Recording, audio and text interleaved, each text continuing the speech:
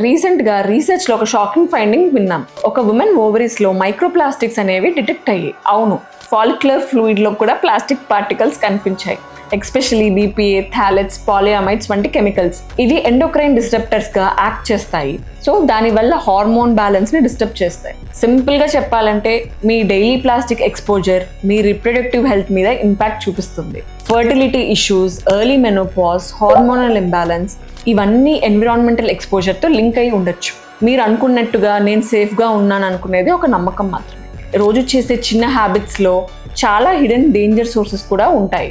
Hot ఫుడ్ని ప్లాస్టిక్లో పెట్టడం, మైక్రోవేవ్లో ప్లాస్టిక్ యూస్ చేయడం, టీ బ్యాగ్స్ ఇవన్నీ కూడా మైక్రో ప్లాస్టిక్ సోర్సెస్ అవ్వచ్చు. ఇందులో స్కేరీ పార్ట్ ఏంటంటే ఇది వన్ టైం ఎక్స్పోజర్ కాదు, క్రానిక్ అక్యుములేషన్.